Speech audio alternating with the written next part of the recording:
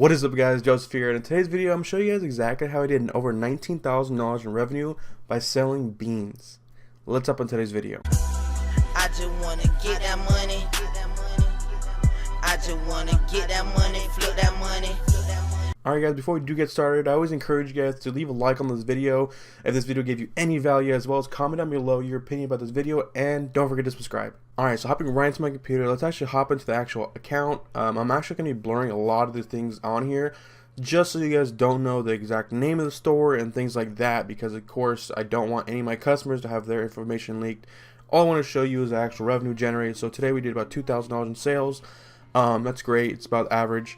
And then on top of that, let's actually see the past month. So from March 1st to April 1st, did $19,186, which is great. We had about $900 in returns. The items were damaged, 100%. I gave them a full refund, and on top of that, I shipped them out a brand new pack of vanilla beans that I was selling.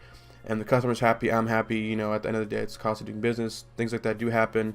But $900, and we did about $20,000 revenue if those $900, if that actual package actually didn't arrive broken. If it arrived great, we would have done around a $20,000. But of course, things happen. It's business. That's how it works. So I'm going to show you exactly how we actually generated this income or this revenue, because of course when it comes down to Shopify, a lot of these gurus always show you like, oh, I did $59,000 a month. Well, at the end of the day, that's revenue. Profit is a lot less than that.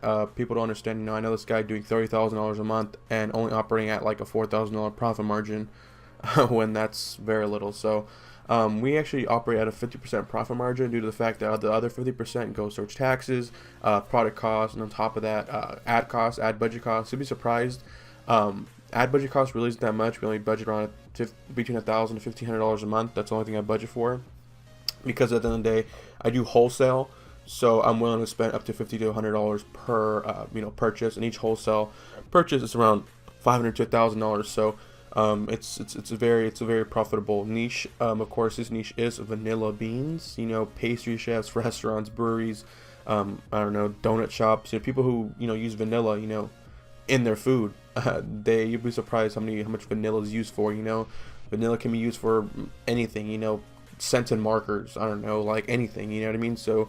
It's a very niche subject. Of course, I'm not going to tell you where my supplier's at, nor am I going to show you the actual ads that I ran, but I'm going to show you kind of how I structured the actual funnel to get these sales. On top of that, I'm going to show you exactly, how I actually why I did the ads that I did it, and pretty much, I'm getting a little off topic, but exactly how I structure the ads so you can do it as well if you're doing e-commerce. So because it's all about not overthinking and not being a perfectionist, you know what I mean? Because that's probably one of the main things that a lot of people mess up on when it comes to e-commerce. They overthink things. But I'm going to show you exactly right here the funnel that I ran, as well as how I structured my ads. So how I structured my ads is I did the local celebrity campaign, which I do have a video on that. If you guys want to check it out, it's probably pop up top little corner right here, or it's probably going to pop up at the end of the video, one of the two. And then you'll see exactly this is the exact strategy that I ran. But the video that I did is it's for leads. It's not really for e-commerce sales, but for e-commerce sales, I'm going to show you right here. Pretty much you have your ad, and then I'm actually gonna draw these squares first before I actually draw the things. So right here you have your ad right here. Ad number 1. Okay, ad number 1, and then they go to your product page, your PP, your product page, haha, PP. And then after that, you go to your product page and initiate checkout. If I can draw an eye right, initiate checkout, and then boom, purchase. Put another one. Yeah, money. Alright, so this is kind of funnel that people run by right here. They run by add to cart. It's probably my dog barking in the background if you hear him. He's that dog in my neighborhood, so just ignore that.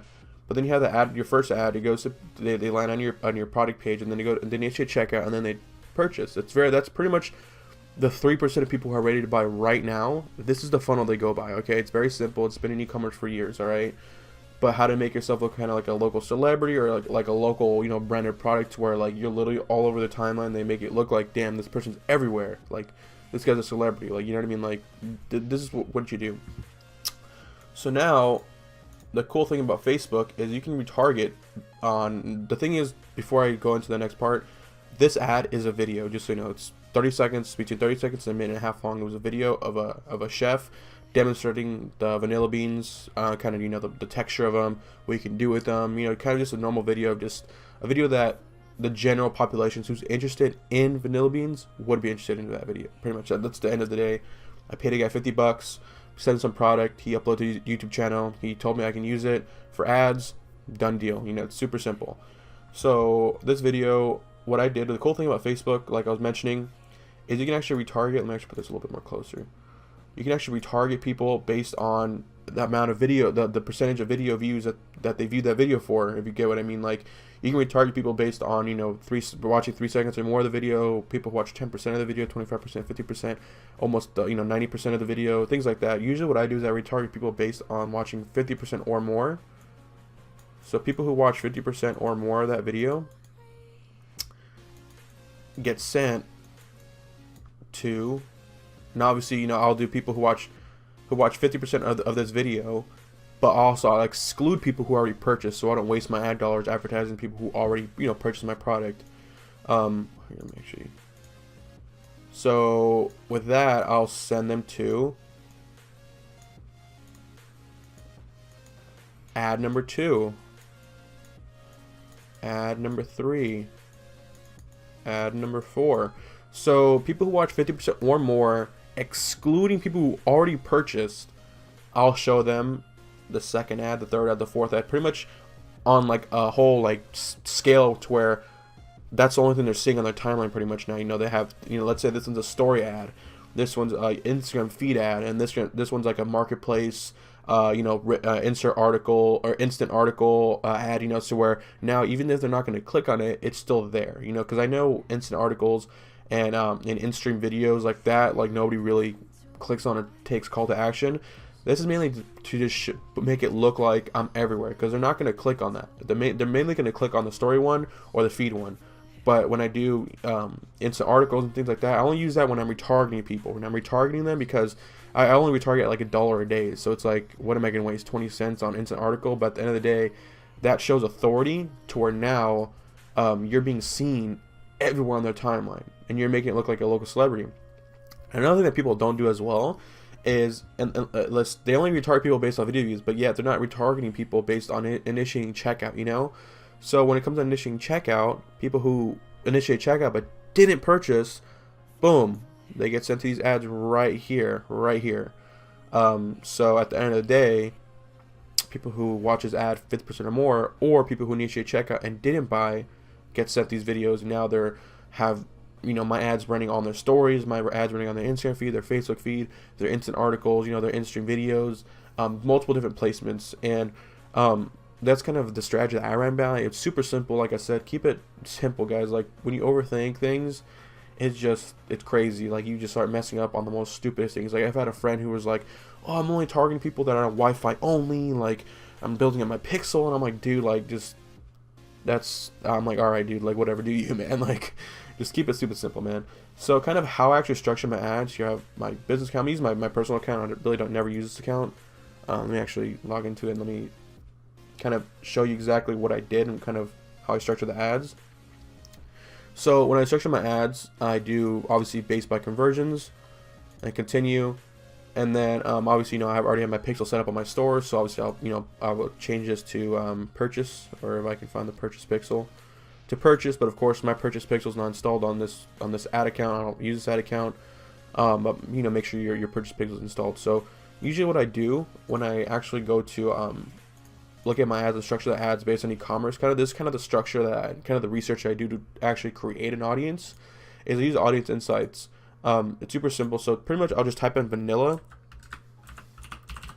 right? Vanilla, and then vanilla extract's kind of the closest thing to my product. And of course, 69% of them are women, 32% of it is male. So unless it's 80-20, I do both. So let's say women was 82% and then men was whatever 28%. I would just go do pure women. If one gender is more than 80%, I'll just do one gender. But if it's less than 80%, I'll do both genders. So of course in this scenario I'm doing both genders, and I'm gonna see what the age range is between the ages of 25 and I'll say 65 plus. So 25 And that's about correct due to the fact that a lot of these people are home cooks, bakery owners and restaurant owners, you know, and usually the owners of those places are a little on the older side, because that's just how it is. You know, there of course is a lot of there's a good amount of young people, but they're just dominated by the older people, I guess. And then obviously I leave it at that. So now I know my age range, and on top of that, now I know my gender. So boom, I go down here, I change it to 25, 65 plus, all. And then a thing also that I do is I do people who live in here, because I don't want people who are traveling in here like, oh cool, that's Vanilla Bean, let me order it to my house in Canada, you know, because I don't do Canada shipping, or I do Canada shipping, sorry, let's say they're in you know, United Kingdom, and like, oh yeah, let me order this to my, I don't do that. So next thing you know, they order it, and you know, they're here of course, but yet they don't live here. So I want people who live in this location. And on top of that, I'm just gonna do vanilla extract. Vanilla extract. And then on top of that, I always do suggestions just to see what people are also doing here. Of course, I do a lot of real estate ads, so that's why it's popping up for some reason, my real estate targeting. So when that happens, I just click another kind of closely related one to dessert, and then boom, that all erases, and now it's just purely you know, bakeries and all that stuff. So usually what I'll do is I'll think about, okay, who are people that would buy this, you know, this product, and obviously, you know, at the top of your head, you know, maybe, you know, bakery owners. So what I'll do is I'll type in bakery, and I'll eliminate vanilla extract desserts, and on top of that, I'll narrow my audience down to vanilla, hopefully vanilla, interest in vanilla, and then narrow it down even more to